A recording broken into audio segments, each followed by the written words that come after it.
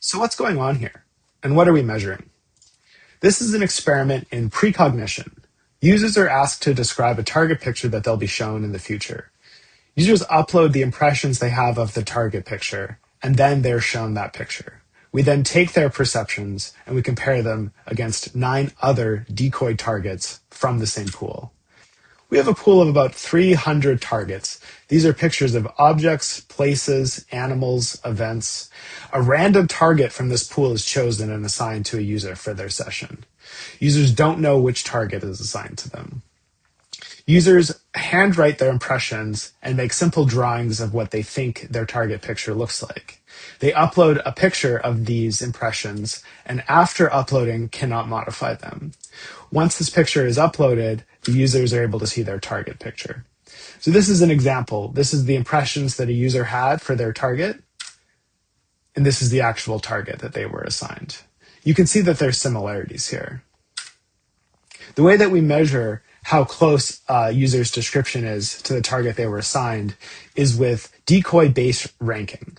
We take the user's session, we take the true target they were assigned, we take 9 other decoy targets from the same diverse pool, we shuffle the order of these targets.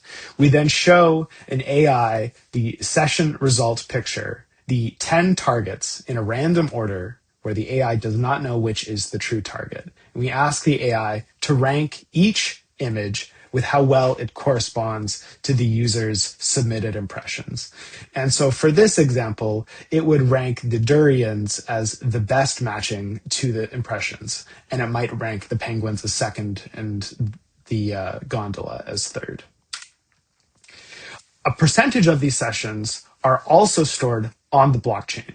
The reason it's only a percentage is because during the experiment, we did not know if storing them on the blockchain would impact precognition accuracy. For the sessions that are stored on the blockchain, the target pool itself is recorded on-chain. We have 300 image hashes recorded on-chain in a pool. Users submit their session results, and we store a hash of that session on-chain.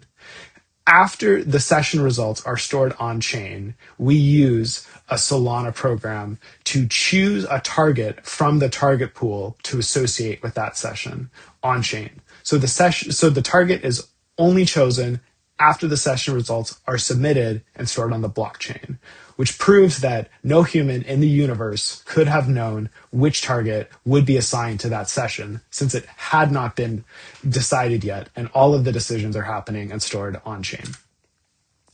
If you look through the sessions on our site, you can see some of these are really good, right? The question is, though, are these people just getting lucky? Is one of these sessions a 1 in 500 chance, which you just expect to see luck like this happening by chance, or is something going on? That's what we're measuring. These buckets are the ranking that a user's actual target got in their session. If remote viewing is real, then you'll expect to see more sessions with the true target ranked 1, 2, and 3 than you'll expect to see 8s, 9s, and 10s. If remote viewing is not real, you'll expect to see a fully random distribution here. And as the number of sessions increases, it will get more and more uniform. Here we have a picker that lets you pick between different types of sessions. As I spoke before, the blockchain sessions, we have 770 blockchain sessions, and we'll soon be releasing features so that you can validate all of the on-chain data for each of these sessions. But you can see that across all of our sessions, we're seeing statistically significant results of a p-value much greater than chance.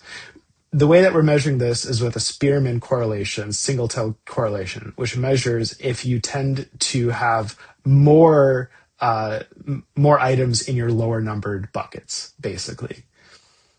We also have a chart that shows the p-value over time. As you can imagine, the more sessions we collect, if remote viewing is real, the better the p-value will look. And if it's not real, then you'll see this trending up to 1 to show that there's nothing happening here.